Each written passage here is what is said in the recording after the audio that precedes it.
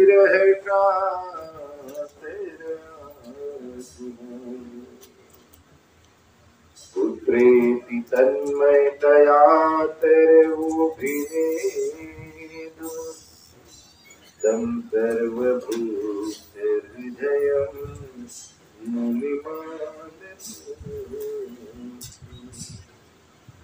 श्री गुरुचरण सरोज निज मन मुकुर सुधारि वरनउ रघुवर विमल जसु जो दायक।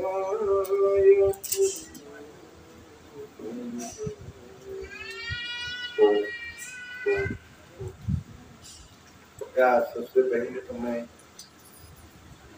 यहाँ उपस्थित जिनकी वजह से मैं जम्मू तो हर साल आता हूँ, लेकिन पूज्य महाराज जी के बारे में 5-6 सालों से सुन रहा, तो आज ये समय मैंने सोचा कि चलो महाराज जी का दर्शन करेंगे, महाराज जी से मिलेंगे। इसलिए आदरणीय महाराज जी की दर्शन करने की अपेक्षा से मैं आप लोगों के बीच उपस्थित हुआ। मेरे दोस्तों, मैं सबसे पहले आपसे जरा एक सवाल पूछना चाहता हूँ। क्या आप प्रसन्न हो? मैं जो बात कहना चाहता हूँ उसे सुनने के लिए आपके दिल में प्रसन्नता है? अगर आपके दिल में प्रसन्नता नहीं है तो आप ऐसे रात दिन भजन करते बैठेंगे और स्वयं का चित्त अगर प्रसन्न नहीं है तो कोई भजन आपके उद्योग में नहीं आएगा।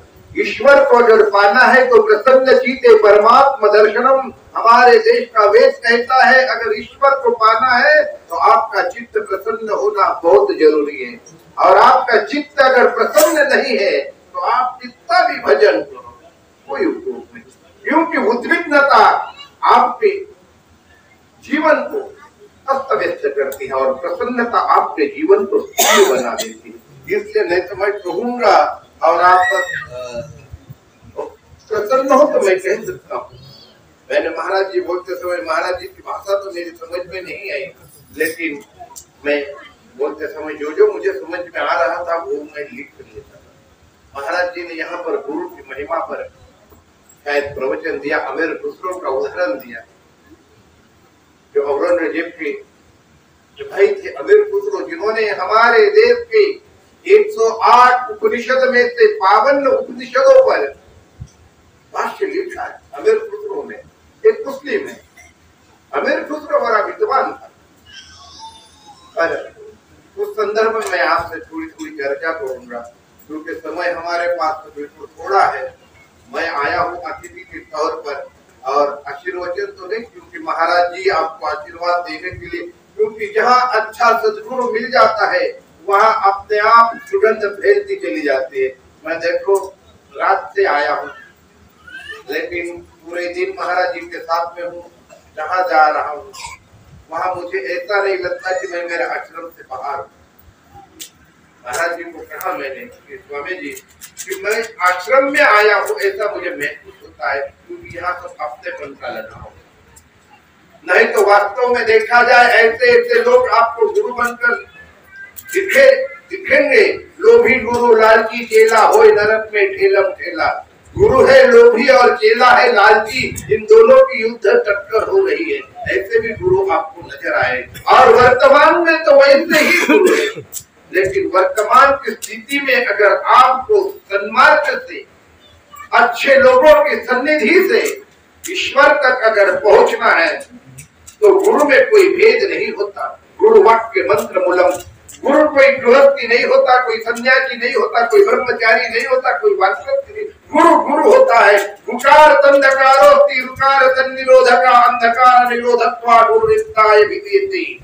गुरु गीता नामक ग्रंथ है, उसमें भगवान शिव माता पार्वती को कहते हैं, हे पार्वती गुकार तंधकारोस्ति रुकार तन्निरोधका अंधकार निरोधत्वा गुरुरित्ताय विद्यते। गुरु का मतलब क्या है? जो व्यक्ति विशेष आपको अंधेरे से प्रकाश की ओर ले जाए, वो व्यक्ति विशेष आपका गुरु सिद्धांत बन जाता है। गुरु कोई व्यक्ति नहीं।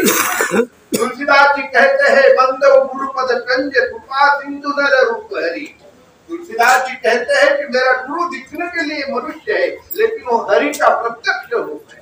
गुरु को मनुष्य के रूप में अगर आप समझोगे तो आपको गुरु की महिमा कभी समझ में नहीं आएगी। गुरु को अगर ईश्वर के तत्व के सिद्धांत में अगर आप उसका अनुभव करोगे तो आपको गुरु की महिमा का ज्ञान। मेरे दोस्तों, मेरी माताओं, मेरे भाइयों, देखो समय के अनुसार अगर हमें जीना आ गया, कल हमारा क्या होगा या दोपहर 1 घंटे बाद हमारा क्या होगा ये हमें कोई पता नहीं। पता है? हमें कुछ भी पता नहीं। लेकिन आपको बता दिया कि 1 घंटे के बाद आपकी मृत्यु होने वाली है। क्या आप इस समय शांति से बैठ पाओगे? आप इस समय शांति से बैठ पाओगे? एक पुरुष को कह दिया कि 1 घंटे बाद आपकी मृत्यु होने वाली है और पुरुष के सामने सुंदर भोजन रख दिया। क्या सुंदर भोजन का आस्वाद ले पाएगा? ले पाएगा? सुंदर स्त्री उनके सामने खड़ी कर दी कि भाई आप इन स्त्री से मिल लो, क्या वो मिल पाएगा? क्योंकि उसको अगले ही घंटे उसकी मृत्यु होने वाली है, इसका एहसास। और अगर ऐसा ही याद हो, हमेशा ऐसा महसूस करता रहे कि बस अगले ही क्षण मेरा क्या होने वाला है, ये अगर वो बार बार महसूस करता रहे, क्या उससे पाप होगा? क्या वो गलत कर्मों पर जाएगा? ऐसे ऐसे धुरंधर लोग आपने देखे होंगे जो रात दिन मंदिर में बैठे हैं लेकिन उनके मुंह में हमेशा झूठ पर झूठ निकलता है। ऐसे ऐसे लोग हैं जो आपके भी बीच में जो रात दिन भजन करते होंगे लेकिन एक दूसरे के प्रति आपके मन में ईर्ष्या नहीं। तो क्या ऐसे लोग है नहीं? जो आपके गले में मालाएं पहनी है लेकिन मुख हमेशा के लिए झूठ बोल रहा है। क्या भगवान कोई काम करेगा आपके लिए? गुरु के वचन कोई काम करेंगे? गुरु के वचन तभी काम करेंगे जो गुरु को पूरी हृदय से समर्पित हो जाएगा। हे गुरुदेव, जब मैं था तब गुरु नहीं, अब गुरु है, अब मैं नहीं। अब गुरु को मैं शरण जा चुका हूँ, बस अब गुरु जैसा चलाए मैं वैसे चलूंगा। और इसके लिए क्या करना? इसके लिए कोई घर छोड़ने की जरूरत नहीं, द्वार छोड़ने की जरूरत नहीं, संसार छोड़ने की जरूरत नहीं, कुछ करने की जरूरत नहीं, सिर्फ विश्वास रखने की जरूरत है। मैं आपको एक बात कहता हूँ, बात सुनना। द्रौपदी का जब वस्त्र हरण हुआ, आप सब लोग याद रखो, द्रौपदी का जब वस्त्र हरण हुआ तो उसे किसने बताया? विष्णु परमात्मा ने बताया। लेकिन कब बताया? जब पूरी साड़ी खींचना शुरू हो गया तब द्रौपदी को बचाने के लिए कृष्ण आया। क्योंकि सबसे पहले द्रौपदी ने पुकार की थी युधिष्ठिर के पास, अपमानः प्रतिकूलानि परेषां न समाचरे। जिस युधिष्ठिर ने अर्जुन को कहा था कि हे अर्जुन, जो काम हम करते हैं उस काम का फल अगर हमें बुरा लगता है वो काम दूसरों के साथ मत किया करो। जो काम का परिणाम आपके साथ बुरा है वही काम अगर आप दूसरों के साथ करोगे जो आपको बुरा लगता है वो दूसरों को भी बुरा लगता है, बराबर? इसलिए ऐसा काम मत करो। तो यही द्रौपदी ने सबसे पहले इसके पास मदद मांगने के लिए द्रौपदी जाती है भीष्म पितामह के पास। हे पितामह, मुझे बचाइए। लेकिन हस्तिनापुर एक ऐसा नगर है जहाँ राजा से भी ज्यादा युवराज की बात सुनी जाती है। धृतराष्ट्र राजा, फिर भी दुर्योधन की बातें ज्यादा सुनी जाती है। द्रौपदी की प्रार्थना को इच्छा होते हुए भी उसकी ओर दुर्लक्ष्य करना पड़ा भीष्म पितामह। फिर द्रौपदी ने आचार्य द्रोण को प्रार्थना की, विदुर को प्रार्थना की, धृतराष्ट्र को प्रार्थना की, लेकिन किसने बचाया? वो जो सभा में बैठे थे, किसने बचाया? नहीं। क्यों नहीं आया? श्री कृष्ण परमात्मा क्यों नहीं आया? क्योंकि अभी तक द्रौपदी के मन में इनके प्रति विश्वास है कि ये लोग मुझे बचा सकते हैं, ये लोग मुझे बचा सकते हैं, बराबर? और जब उसका विश्वास टूट गया अब जब उन्हें विश्वास हो गया कि अभी ये नहीं बचा सकते, अभी वो एकमेव परमात्मा है, और उस परमात्मा की जब उसने आराधना की, हे गोपाल, हे गोविंद, हे प्यारे, मेरी लाज रख लो, उसी क्षण परमात्मा है। आप जिस दिन आप अगर बीमार पड़ते हो तो पहला डॉक्टर पर भरोसा, माता राजे की पिता देखेगा, बराबर। मेरे माताओं में आपको एक सदगुरु का उदाहरण देता हूँ। मेरे गले में कैंसर की बहुत बड़ी गांठ है, मैंने तो महाराज जी को दिखाई। आप लोगों को वो मेरा स्वभाव है, मैं ऐसे निकल पड़ता हूँ। मैं अगर मेरे प्रोटोकॉल के अनुसार यहाँ पर आता तो आज तुम्हारे जम्मू कश्मीर की पूरी पुलिस मेरे साथ में होती, पुलिस होती मेरे साथ में। मेरा वहां महाराष्ट्र का मेरे साथ प्रोटोकॉल है और वहां उसमें मेरा एक विशिष्ट दर्जा रखते हैं, लेकिन मेरी दृष्टि में मैं हमेशा वो छोड़ देता हूँ, फोन 4 दिन बंद कर देता हूँ, सबको बिना बताए ऐसे भी चला जाता हूँ। 15 दिन महीना भर ऐसे ही रहता हूँ, क्योंकि मुझे ज्यादा वीआईपी बनना ठीक नहीं लगता। अगर वीआईपी बनता रहूं तो मेरा जो जिनके लिए मैंने ये वस्त्र पहने हैं, मैंने वस्त्र जो पहने हैं ये संन्यास के, ये भगवान पाने के लिए नहीं, ये ईश्वर को देखने के लिए नहीं, मैंने समाज को जोड़ने के लिए ये संन्यास लिया। काम्यना कर्मणा न्यासम संन्यासम च वयोविदो, जो सब कुछ त्याग कर देता है और मेरा काम करता है वही सन्यासी है। और ईश्वर का काम ये है कि समाज में प्रेम की स्थापना करो, समाज में सत्य की स्थापना करो। क्या मेरी बात समझ रहे हैं आप? समाज में सत्य की स्थापना करो, समाज में प्रेम की स्थापना करो। मंदिर में मूर्ति लगाई है, मूर्ति आखिर पत्थर की मूर्ति है, मूर्ति आखिर पत्थर की है। उस पत्थर की मूर्ति से भगवान भगवत्ता का भाव आपको समझना अगर है तो सबसे पहले जीवित व्यक्ति आपके पास बैठा है, उसकी भावना आप समझ नहीं पा रहे। जीवित मनुष्य की भावना अगर आप समझ नहीं पाओगे तो मेरे भगवान की आराधना, भगवान की भावना क्या समझ पाओगे? इसलिए पहले आपसे प्रेम संबंध बनाओ, आपसी जीवन में प्रेम की स्थापना करो, तभी तो आप ईश्वर को प्रेम मूर्ति समझ पाओगे। क्या मेरी बात समझ आ रही ना? 40-40 साल पति पत्नी, 40-40 साल हो गए पति पत्नी एक साथ है, लेकिन पत्नी के मन में क्या चल रहा पति समझ नहीं पा रहा, और पति के मन में क्या चल रहा पत्नी समझ नहीं पा रहा। क्यों? क्योंकि हमारा जो जीवन है, हमारा गृहस्थ जीवन जो है, ये हमारा गृहस्थ जीवन प्रेम पर डिपेंड नहीं हो रहा। ये संदेह हो गई इनके मन में संदेह। कर्म की अछूटता, कर्म में जो है, कर्म में इनकी जो निष्ठा चाहिए थी, कर्म की निष्ठा छूटती चली जाती है। गीता में कहा है संशय आत्मा विनश्यति, और हरेक के मन में संदेह निर्माण। रोज रात दिन मेरे चरणों में बैठने वाले को मुझ पर संदेह है। ये अभी इनको देखा मैंने, ये महाराज जी के साथ में रहते हैं। आप कभी कभी महाराज जी को मिलते होंगे, महाराज जी को 15 दिन में, महीने में, 10 दिन में मिलते होंगे, बराबर माँ, बराबर। ये तो मान लो, ये तो रोज मिलते होंगे। लेकिन जिस दिन अगर इन्होंने कह दिया कि महाराज जी बुरे, महाराज जी ऐसे, महाराज जी वैसे, तो लोगों को इनकी बात पर यकीन होना शुरू हो जाएगा, बराबर। लेकिन ये जब दुष्कर्म करता है मनुष्य, यही मनुष्य जब दुष्कर्म करना चालू कर देता है, लोग दूसरों पर विश्वास नहीं रखते, लोग अपनों पर विश्वास, लोग दूसरों पर विश्वास नहीं रखेंगे तो लोग अपनों पर विश्वास रखेंगे। इसलिए मैं कहता हूं, तुम्हारा कर्म जो बनता है, तुम्हारे विचारों से तुम्हारा कर्म बनता है, और तुम्हारे विचार जो है वो तुम्हारे विचार तुम्हारी चित्त की प्रसन्नता पर निर्भर होते हैं। अभी कोविड आया था, पीछे कोविड पता है ना, कोविड आया था नहीं था। कोविड में आपकी इम्यूनिटी मजबूत करने के लिए और आपको ड्राई फ्रूट खिलाया करते थे। ड्राई फ्रूट का और आपकी इम्यूनिटी मजबूत होगी, क्योंकि शरीर में अगर ताकत रहेगी, रोग प्रतिकार शक्ति को आप जो विषाणु है उनसे आप झगड़ सकते हैं। आपकी मांसपेशियां जो है वो विषाणुओं से युद्ध कर सकती है और आप उस बीमारी से विजय हो सकते हो।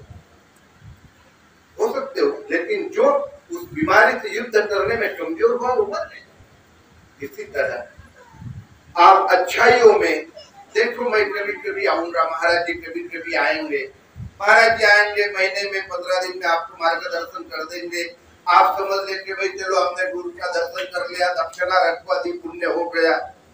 लेकिन आपने ये बात ध्यान में रखो, अगर गुरु है तो गुरु को न तो आपकी दक्षिणा की जरूरत है, न तो पाप की, न तो पुण्य की। गुरु को सिर्फ आपकी शुद्धता की जरूरत है। आपका हृदय शुद्ध हो, आपका कर्म शुद्ध हो, यही तो गुरु की अपेक्षा होती है। कोई परिवार में अगर कोई बाप है तो बाप इतना ही चाहता है, माँ इतनी ही चाहती है कि मेरा बच्चा मेरी आंखों के सामने स्वयं के पैरों पर खड़ा हो और एक अच्छा आदमी बन जाए, बराबर। इतना ही माता पिता चाहते। वैसे सदगुरु सिर्फ इतना ही चाहता है कि मेरे शिष्य के जीवन में हरियाली हो, मेरे शिष्य के जीवन में उत्क्रांति हो, मेरे शिष्य के जीवन में अध्यात्म की बुलंदी हो।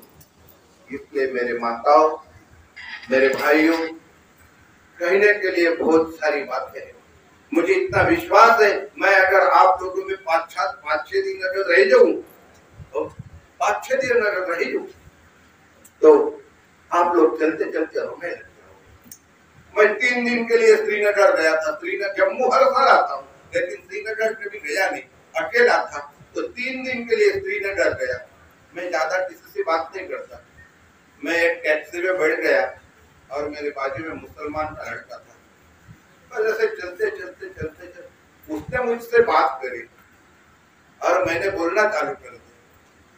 वहां उतरने के बाद उसने मुझे प्रार्थना की कि स्वामी जी आप मेरे साथ मेरे घर चलिए। तब तक मुझे पता नहीं था ये मुस्लिम है। उनके चलूंगा, मुझे क्या है। बोले आपको कोई डरने की, मुझे, अरे मैं सन्यासी हूँ, सन्यासी के लिए डर क्या है। अभयम सत्य संशक्ति ज्ञान योग व्यवस्थिता, गीता में कहा है सन्यासी का सबसे पहला लक्षण होता है अभय हो जाना। उसे किसी से नहीं डरना, अभय। मैं चला गया उसके साथ, और जब उसके साथ चला गया तो पता चला भोजन का उनका जरा ये आ रहा था मुझे। मैं कह रहा भोजन क्या बनना। बोले स्वामी जी आपके लिए। अरे मन क्या, बोले अरे मन क्या, बोले मुझे पता नहीं। तो वो बोला मुझे कुछ पता नहीं आपके बारे में, मुझे लगा आपने ये कपड़े फैशन की वजह से पहने होंगे, क्योंकि वो इंजीनियर था और वो बच्चा कहीं विदेश में जा रहा, अभी 28-29 तारीख को विदेश में जा रहा हूँ, उसको पता नहीं। मुझे ले गया और मुझसे बातें हुई। मैं एक रात वहां रुका। फिर उन्होंने बाहर से होटल से मेरे लिए दाल चावल बन गए, मैं दाल चावल खा ली, उनसे अलग बैठ गए। और जब मुझसे रात में उनसे बातें हुई, मेरे मोबाइल में देखोगे आप, महाराज जी रहते हैं, मैं हर साल 200, 300, 400, 500 मुसलमान लोगों को दीक्षा देता। अरे हिंदुओं की बात ही क्या है। मेरे सामने ऐसी बात नहीं कि मेरे सामने एक एक समय में 3-3 हजार, 4-4 हजार मुसलमान, पूरा अकेला हिंदू मैं होता हूँ, 3-3, 4-4 हजार मुसलमान ऐसे बिठाकर मैंने उनको दीक्षा। क्या महाराज, मेरे दोस्तों, मैं स्वयं डबले में हूँ, डबले में बीएड हुआ हूँ और धन कमाने के लिए साधु नहीं करता। आज तक मैंने 5-6 जगह आश्रम बनवाए, मंदिर बनवाए, लेकिन किसी ट्रस्ट में मेरा कोई नाम नहीं रखा। मेरी संकल्पना, मेरा संकल्प है, जिस दिन भी मेरी मृत्यु होगी उस दिन मेरी जेब में जितने पैसे होंगे उतनी ही मेरी पूंजी रहेगी। पूरे विश्व में कहीं भी अगर मेरे नाम का 1 रुपए का अकाउंट अगर कोई दिखा देगा तो मेरा 27 साल का संन्यास व्यर्थ चला जाएगा। इतनी संकल्पना के साथ, और ये बिल्कुल शुभ संकल्प से मैं जीता हूँ, इसलिए मुझे डरना होता है। तो मैं आपसे क्या, आप लोगों को मैं अभी अयोध्या के लिए बुलाना चाहता हूँ। अयोध्या में आने वाली 10 सितंबर से 16 सितंबर तक अयोध्या में महायज्ञ होने जा रहा, बहुत बड़ा महायज्ञ, और जिसका कम से कम 5 करोड़ रुपए खर्चा होगा। ऐसा महायज्ञ होने की तैयारी, महाराज जी को निमंत्रण भी दे रहा हूँ इसकी हेतु, और आप सभी को भी उसमें बुलाना, उसमें आपको प्रार्थी प्रार्थना करूंगा कि आप सभी आओ। मेरे दोस्तों, इस वर्तमान स्थिति में संत को अगर पहचानना हो तो संत को पहचानने के लिए बस थोड़ा ही परिश्रम करो। संत को पहचानने के लिए उसके कपड़ों को मत देखो, उसकी गाड़ी मत देखो, उसकी दाढ़ी मत देखो, उसकी जटाएं मत देखो, उसका बाह्य व्याभिचार, बाह्य दाम्भिकता न देखो। संत को अगर पहचानना हो तो बस इतना ही देखो, संत वही है जिसके जीवन में कोई तंत नहीं, उसी का नाम संत कौन है? जिसके जीवन